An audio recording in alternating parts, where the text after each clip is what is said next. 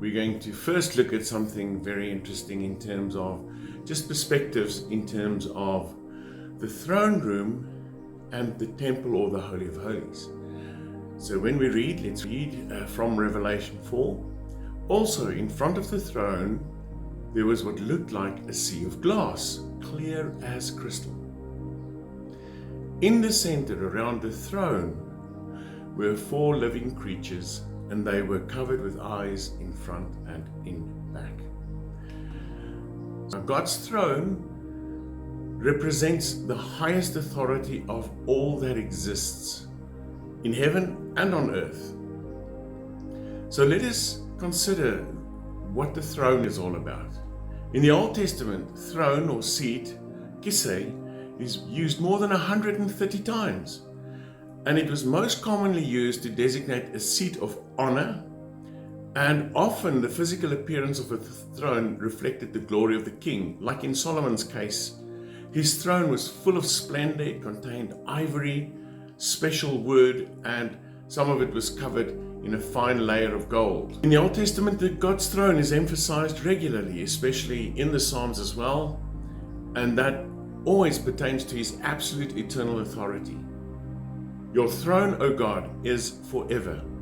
A scepter of uprightness is the scepter of your kingdom, and righteousness and justice are the foundation of your throne. Mercy and truth go before your face. This truth is actually crucial to understand, because justice forms the foundation, protection of love. Justice serves love. It protects love. It upholds it. In eternity, when we are totally absorbed into God's perfection, the need for justice will cease, because injustice will not be anymore, but love will always prevail. So, God reigns over the nations, and God sits on his holy throne. And Micaiah, in an open vision, saw the Lord sitting on his throne, and all the host of heaven standing by him on his right and on his left. The throne of God has a very, very close relationship to his holiness, and from that perspective we have to consider Isaiah. Isaiah saw the throne and the temple simultaneously. The Lord sitting on his throne, lofted and exalted, with the train of his robe filling the temple. So we see in time, if we really look at perspectives, there is this perspective of absolute authority of the throne, but then it also aligns us with the temple. In other words, when we also come into the presence of God, there is a sense of worship and of praise and of prayer. The throne speaks of his dominion and sovereignty. His eternal justice is also administered from his throne.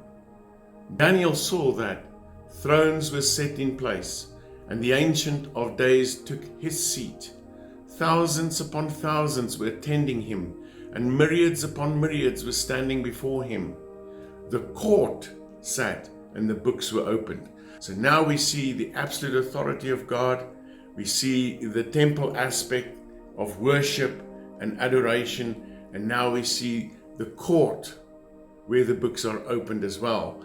So for us, we see different perspectives, but it's the same place.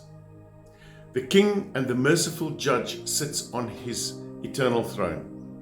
In the New Testament, we see this relationship more like Isaiah saw it, the throne and the temple being connected, the mercy seat being the throne of grace.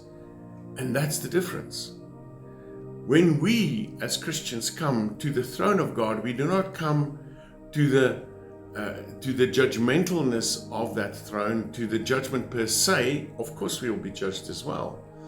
Even at the white throne there will be a judgment, but we are written in the book of life, which is Jesus, is the book of life. So, and our lives will be opened. We are the books that will be opened. But when we appear before the Lord, his throne and our thrones are tempered by mercy and grace. So we see really that the same, and we're going to expand on that later, that the Bimatos throne that Paul speaks of and the white throne judgment that John speaks of are just different perspectives of the same thing. We come with confidence to this magnificent, awesome throne on the grounds of what the Son had done for us. And we can come boldly with confidence to the throne of grace to obtain help in our times of need. And if we're all kings, which we are, all of mankind, whether they Christian or not, has the authority to make choices, free will, make decisions, have authority to rule and reign in their own lives and environment. That is entrenched in common grace and that free will that God has given us all, having been created in His image. But we must align ourselves with God's throne. And the way we do that is looking at our own hearts, who is on the throne of our hearts. So there are thrones and altars in our heart that we must tend to. Guard your heart with all diligence, because out of it flows the issues of life. And subjecting ourselves unto the Lord first on the inward journey, committing ourselves to cast our crowns before Him individually and then corporately as well, is so important. So the throne is closely linked to the place of worship, as we see here in Revelation, but also as Isaiah saw it. And the sacrifices we make and bring to God then also pertains to ourselves and to others, as our empowerment and authority does not come without accountability. The fact that we're alive makes us accountable to God. We are His creation, and therefore we must make sure that every decision, every thought and word and deed is as if unto the Lord, because we already live in the heavenly dimension. We already have come to the New Jerusalem, to Mount Zion, which is really pertaining to this place as well, the place of worship, the place where God's throne is, and the place where the 4 living creatures and all of the angels and the 24 elders, which represents the church, are falling down before God's throne and casting our crowns before Him.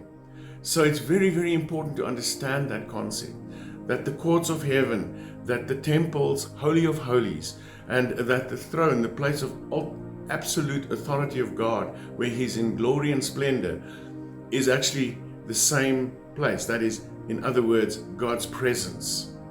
And His presence contains so much more than we can envisage. So we get all of these different inputs to make us and help us understand what is in heaven and what is waiting for us and what we can access right now.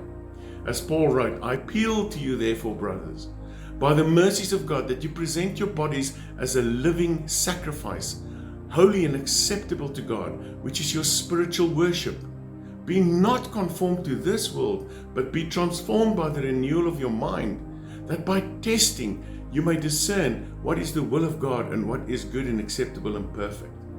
And that we do, in other words, from our own throne, we learn how to subject our throne, our authority, our lives, to align ourselves with Him on His throne, as we are seated in Christ at the right hand of the Father, on the throne of God with Him.